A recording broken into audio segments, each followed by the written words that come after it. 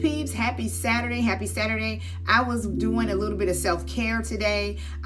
Self-care Saturday is so important. And I was working on a little bit of my coaching material, just getting some material ready for my coaching clients. So I am a certified Christian life coach for women. I coach women, empower them to move beyond their past, to walk in their true authentic self. And before they can do that, they have to identify what is the root cause of them walking around with low self-esteem, not understanding their worth, being a people pleaser, negative self-talk, not understanding why they continue to get in these relationships where maybe they feel used, or maybe people don't treat them right and they don't know how to say no. So I had a conversation really quickly I want to tell you about, and I was talking about boundaries, the reason why it's important to set boundaries and why boundaries do matter, right? And why people sometimes can become angry when you set boundaries. First of all, I got a few points for you. Healthy boundaries are important, not only just for your mental health, but also your self-care.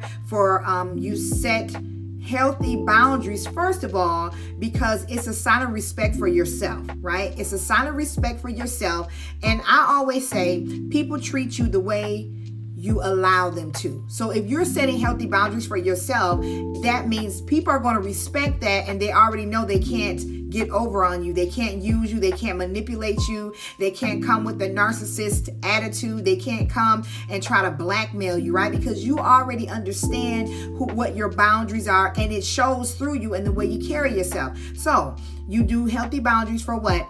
Self-care, learning your own identity, learning more about yourself. Also, when you're setting great boundaries, guess what you learn to do? To say no. No is a complete sentence. I've told people that no is a complete sentence, and you do not need to follow up with why you're saying no unless you feel like you want to. But no is actually a complete sentence. So why do people sometimes struggle when you set boundaries and you change? First of all, because they feel like you're taking the power away. You're changing to something that they haven't been used to, and that is not comfortable. It becomes uncomfortable for them, right? It's unfamiliar behavior. But even in the unfamiliar behavior, you do not retreat from the boundaries that you set. You keep pushing forward with your boundaries, because it's only then that either they will line up and respect you in your boundaries, or sometimes people may walk away, and it's okay if they don't want to respect you. You don't want them in your space, right? It's personal discomfort. They struggle because now they're uncomfortable, and it becomes a conflict for them, right? Maybe they feel like, it's a manipulation tactic. Some people avoid confrontation and might feel anxious and resentful when they're confronted with the boundary, right? They got to respect your boundary, right? And so we talk about manipulation.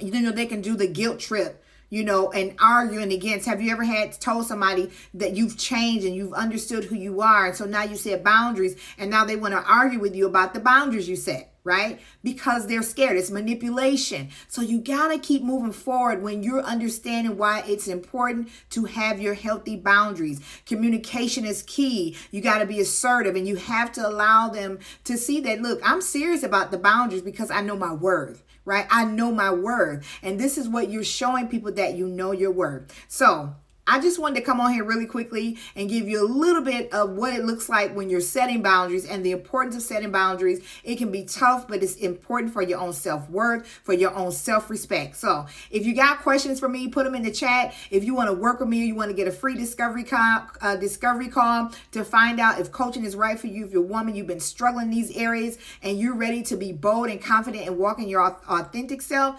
contact me at inanichelle.com. You can always find me on all social medias under @InaInspires. I hope to hear from you. I'll be coming on with more tips, more things, as I'm talking about self-love, self-worth, being your authentic self, and walking in your full purpose and what God has called you, who He called you to be. I know I lived like I didn't know who I was for many, many years. And when I got free from hanging on to the things of my past, child sexual abuse and poor relationships because I wasn't healed, a people pleaser, all of these things I walked through, but now I'm healed and whole, and now I get to help other women. So I just look forward to giving you all some more tips, and look forward to more tips and videos to come. Have an amazing Saturday. Go out and be the light in somebody else's dark world, because you might be the only light that they see today. See you all later. Bye.